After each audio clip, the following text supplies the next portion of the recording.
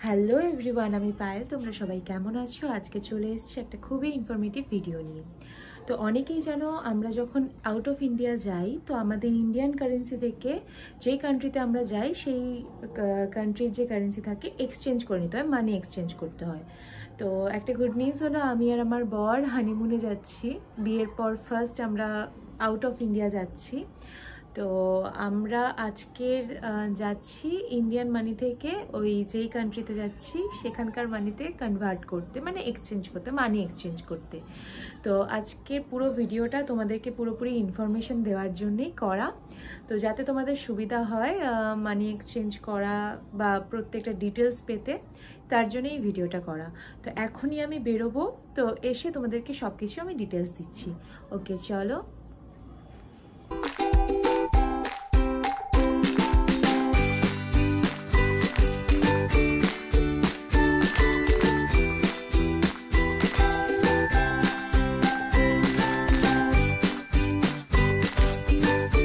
আর এই Orient money exchange অফিসটি কলকাতার লিটল রাসেল স্ট্রিটের ঠিক চাউম্যানের অপোজিটেই আছে। আমরা মানি এক্সচেঞ্জ করে চলে এসেছি অফিসে। যেহেতু ভিডিও করা বারণ ছিল তাই আমরা ভিডিওটা করতে পারিনি। তো ফার্স্টে বলে দিই আমরা কোথায় যাচ্ছি আর আমরা ইন্ডিয়ান রুপিসটা আমরা কিসে কনভার্ট করেছি। তো আমরা যাচ্ছি থাইল্যান্ডে, তাই ওখানটায় আমাদের ইন্ডিয়ান রুপিসটাকে এক্সচেঞ্জ করে আমরা ভাটে পরিণত করেছি। তো ফার্স্টে বলে দিই তোমাদের কি কি লাগবে। তোমাদের পাসপোর্ট ওখানটায় কিন্তু মনে করে অরিজিনাল যেটা সেটাই নিয়ে যেতে হবে, কোনো রকম জেরক্স চলবে না ওখানে, ওরাই জেরক্স করে নেবে।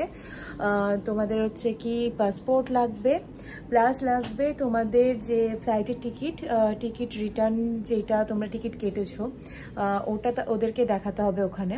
তো ওটা লেগেছে। আমরা পার্ক স্ট্রিটের ওরিয়েন্ট মানি এক্সচেঞ্জ অফিসে গেছিলাম, ওদেরকে আমরা আগেই কল করে নিয়েছিলাম। আজকের ওদের রেট ছিল 2.65। তো এইটা হলো বিল আর এইটা হলো ভাট, যেটা আমরা ইন্ডিয়ান কারেন্সিটা চেঞ্জ করে ভাটে পরিণত করে নিয়েছি। তোমাদেরকে সবই দেখাচ্ছি। আমাদের যেহেতু ওখানে হোটেল বুকিং করা হয়ে গেছে অনলাইনেই, তো আমরা 60,000 টাকা নিয়ে গেছিলাম মানি এক্সচেঞ্জ করার জন্য। তো সেখানটায় আমরা 60,000 টাকা দিয়ে পেয়েছি 22,500 ভাট।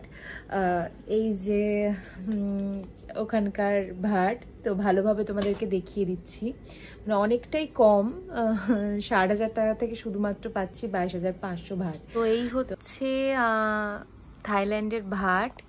তো এইটা হলো 100 ভাট, আর ওরা আমাদেরকে জাস্ট 500 ভাটই, মানে 100 টাকা 100 করে করে হচ্ছে কি 500 ভাটই দিয়েছিল।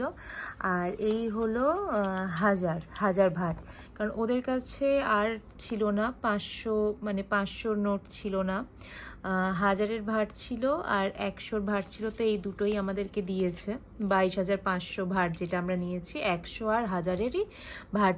আর ওরা আমাদেরকে বলে দিয়েছিল যে ওখান থেকে ফেরার পর আমরা যখন যতটুকু আমাদের ভাট বাঁচবে সেটাকে আবার যখন ইন্ডিয়ান রুপিসে কনভার্ট করব, যেন আমরা কয়েন না নিয়ে আসি। কয়েন ইন্ডিয়ান কারেন্সিতে চলে না, মানে যে ভাটের যে কয়েনটা সেটা আনতেই না বলেছে ওরা, মানে ওরা এক্সচেঞ্জ করে দেবে না যদি আমরা কয়েন নিয়ে আসি। আর এটা যদি আমরা এয়ারপোর্টে গিয়ে এক্সচেঞ্জ করতাম তাহলে অনেকটা বেশি পড়তো, মানে ইন্ডিয়ান টাকা অনেকটাই বেশি দিতে হতো ভাটে কনভার্ট করার জন্য।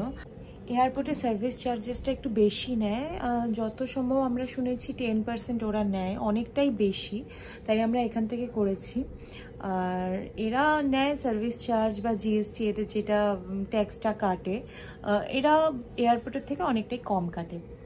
আর অনলাইনে তো আমরা হোটেল বুকিং করে নিয়েছি, কারণ এয়ারপোর্টে যখন চেকিং করবে তখন আমরা কোন হোটেলে কতদিন স্টে করছি সব কিছুই ওখানে দেখাতে হবে। তো ওই জন্য অনলাইনে আগে থেকে হোটেলটা বুকিং করে নিলে খুব ভালো হয়, যাতে আমরা ডিটেলসটা এয়ারপোর্টে দেখাতে পারি। আর আমরা কিন্তু কোনো রকমের ট্রাভেল এজেন্সির হেল্প নিচ্ছি না, মানে আমরা কোনো ট্রাভেল এজেন্সির সাথে যাচ্ছি না, আমরা দুজনে পুরোপুরি একাই যাচ্ছি। আমরা সব কিছু জেনে নিয়েছি যে কোথায় যেতে হবে, কিভাবে যেতে হবে, তো সেটাও তোমাদের পরের ভিডিওয়ে ভালোভাবে ইনফরমেশনগুলো দেব। তো মানি এক্সচেঞ্জের ইনফরমেশনটা তাড়াতাড়ি দিয়ে দিলাম, কারণ আমরা আজকেই গেছিলাম মানি এক্সচেঞ্জ করতে। তো যতটুকু ইনফরমেশন আমি যতটুকু জানি ততটুকু ইনফরমেশন তোমাদেরকে দিতে পারলাম। তো তোমাদের কতটা হেল্পফুল হলো ভিডিওটা দেখে আর কেমন লাগলো সবাই জানিও, আর লাইক করো প্লিজ। আর বাদ বাকি আমাদের থাইল্যান্ডের ট্যুর পুরো ভিডিওটা নিয়ে আমি তোমাদের কাছে ব্লগ নিয়ে আসবো, যাতে তোমাদেরও যেতে সুবিধা হয় ওখানটায়। তো চলো, বাই সবাইকে, সবাই খুব ভালো থেকো, টাটা।